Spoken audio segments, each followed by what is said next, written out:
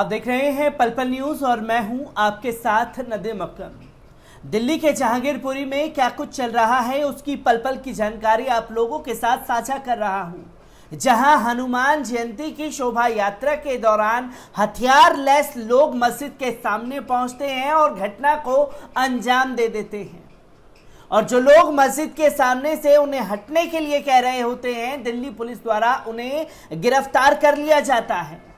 पर यह कहानी सिर्फ दिल्ली पुलिस तक ही महदूद नहीं है, क्योंकि रामनवमी के दिन देश के 9 राज्यों में हिंसा हुई और सबसे ज्यादा जो ध्यान केंद्रित सबका हुआ वो था मध्य प्रदेश का खरगोन, जहां खरगोन में मुस्लिमों के घरों पर ही पथराव किया गया, मुसलमानों के घरों को ही, दुकानों को आग के हवाले किया गया, मस्जिदों पर मुसलमानों के ही पत्थर बरसाए गए और रही बची कुची कसर शिवराज सिंह चौहान की मामा सरकार ने कर दिया, जहां एक खास कम्युनिटी को खुश करने के लिए अपनी मामूगिरी में उन्होंने मुसलमानों को हाशिए पर धकेलने का काम कर दिया है, जिसकी तस्वीरें लगातार सामने आ रही हैं और उन तस्वीरों पर बात करना लाजमी हो चुका है।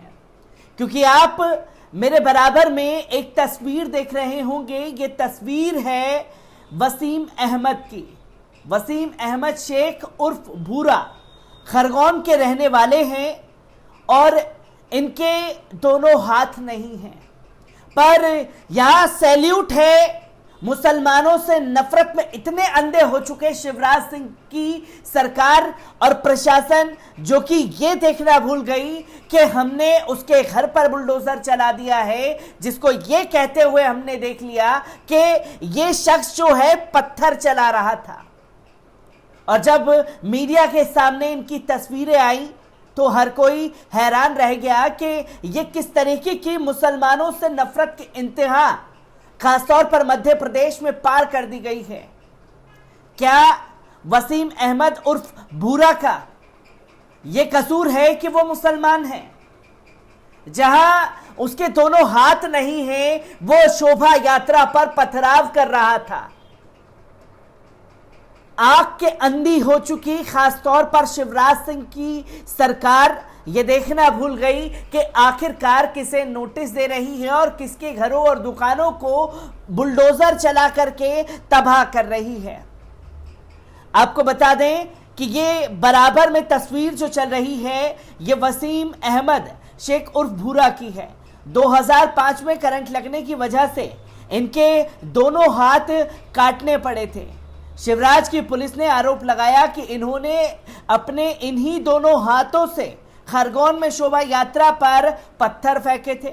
वसीम छोटा मोहन टॉकीज के पास गुमटी चलाते थे। जिला प्रशासन ने 11 अप्रैल को उस पर बुलडोजर चला दिया। रोजी रोटी का जरिया खत्म कर दिया गया, जबकि इनके ऊपर कोई एफआईआर भी दर्ज नहीं थी। अफगानिस्तान के लोगों की मानवाधिकार के लिए रोने वाले लिबरल अब कहां हैं? आज रोएंगे या नहीं रोएंगे? ये किस और देश को ले जाना चाह रही है शिवराज सिंह की सरकार, जहां जिसके हाथ नहीं उसी के ऊपर आरोप मढ़ दिया कि साहब ये पत्थर चला रहे थे और हमने इसकी जो दुकान थी उसे तोड़ दिया है। कितने लोगों के ऊपर शिवराज सिंह चौहान ने बुलडोजर चलाए हैं जो हथियार लैस होकर के मस्जिद के सामने भगवा का नंगा नाच रहे थे। इन तस्वीरों के ऊपर कब बात करेगी शिवराज सिंह की सरकार?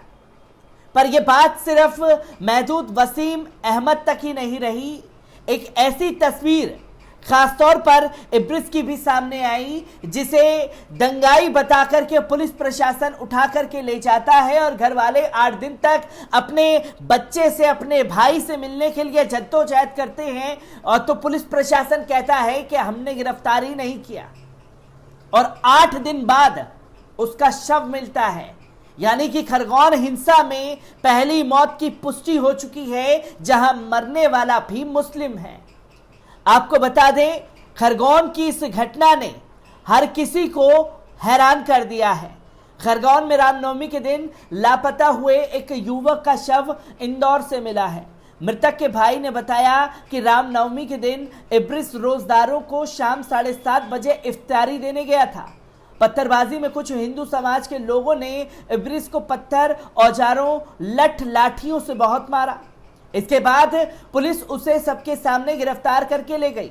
8 दिन पुलिस से भी उसके बारे में कोई जानकारी न होने के बाद आखिरकार घर वालों ने उसकी गुमशुदगी की रिपोर्ट दर्ज कराई। जब इब्रिस की लाश मिली तो उसकी एक आंख फूटी हुई थी, सर फटा हुआ था, उसकी जो जांघें थी उस पर तलवारों के निशान थे। पुलिस का गजब बहाना है, चूंकि लाश रखने से फ्रीजर नहीं था तो इंदौर के सरकारी अस्पताल में रखवा दिया। इब्रिस को उन्मादियों ने मारा या इब्रिस की मौत पुलिस की पिटाई से हुई? अब इसका जवाब शायद हमें कभी मिल पाए, क्योंकि इब्रिस तो जा चुका है। जो ये बता सकता कि उसके साथ किस तरीके से जुल्म की इंतहा पार की गई, जहां उसका कसूर सिर्फ इतना था कि वो मुसलमान था। और जो तस्वीरें लगातार सामने आ रही हैं, उसे ये देख करके साफ लगता है कि अब खासतौर पर भारतीय मुसलमानों को हाशिए पर धकेला जा रहा है और भारतीय मुसलमानों के लिए कयामत अब दूर नहीं है। भारत में दशकों से मुसलमान राजनीतिक और सामाजिक स्तर पर हाशिए पर पड़े हैं, लेकिन 2014 में प्रधानमंत्री नरेंद्र मोदी के सत्ता संभालने के बाद से हर बुराई और मुसीबत के लिए उन्हें जिम्मेदार ठहराया जा रहा है। हिंदुत्व संगठन अब खुलकर मुसलमानों के जनसंहार के लिए भूमि प्रशस्त कर रहे हैं और हिंदुओं से इसके लिए तैयार रहने की अपील कर रहे हैं। आज मुसलमानों के कत्लेआम की अपील एक सामान्य सी बात बनकर रह गई है। सरकारी स्तर पर मुसलमानों को निशाना बनाया जा रहा है, उनके घरों को ध्वस्त किया जा रहा है। पीड़ित मुसलमान जब इंसाफ के लिए गुहार लगाते हैं तो उन्हीं को मुजरिम ठहराकर उनके खिलाफ मुकदमा दर्ज कर दिया जाता है। देश में मुसलमानों के खिलाफ नफरत की ताज़ा लहर कर्नाटक राज्य से शुरू हुई, जहां स्कूलों में पर्दे पर पाबंदी के साथ ही सार्वजनिक रूप से मुस्लिम व्यापारियों और दुकानों के बहिष्कार की अपील कर दी गई। पिछले कुछ दिनों के दौरान कम से कम 9 राज्यों में मुसलमानों के खिलाफ हमलों में अभूतपूर्व वृद्धि हुई। मुस्लिम बस्तियों में हिंसक भीड़ जुलूस निकालती है और मस्जिदों के सामने भड़काऊ भाषण और गीत बजाए जा रहे हैं। गोवा राज्य में भगवा झंडे हाथों में लिए भीड़ ठीक इफ्तार के वक्त मस्जिद में घुस गई। जानकारों का मानना है कि ये सब राष्ट्रीय स्वयंसेवक संघ की निगरानी में हो रहा है, जो 2024 तक आधिकारिक रूप से भारत को हिंदू राष्ट्र घोषित करना चाहता है। आरएसएस का मानना है कि हिंदू राष्ट्र में मुसलमानों या ईसाइयों के लिए कोई जगह नहीं रहेगी, इसलिए या तो उन्हें हिंदू धर्म स्वीकार करना होगा या देश छोड़कर जाना होगा। जो बाकी बचेंगे उन्हें हिंदुत्ववादियों के रहम और करम पर गुलामी का जीवन व्यतीत करना होगा।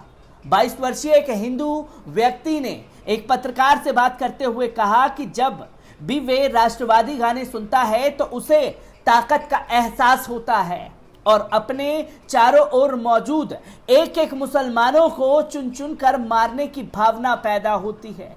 इससे साफ जाहिर है कि भारत में मुसलमानों के नरसंहार की प्रक्रिया काफी पहले से शुरू हो चुकी है। हालांकि भारतीय मुसलमान कयामत को अपने बहुत निकट देख रहे हैं, जिसके लिए वे किसी भी तरह तैयार नहीं थे। इसलिए उनकी कुछ समझ में नहीं आ रहा है कि इस स्थिति पर किस प्रकार की प्रतिक्रिया दी जाए। जो तस्वीरें सामने आ रही हैं वो चीख चीख करके बयां कर रही हैं कि सिर्फ निशाना इसलिए बनाया जा रहा है कि वो मुसलमान हैं।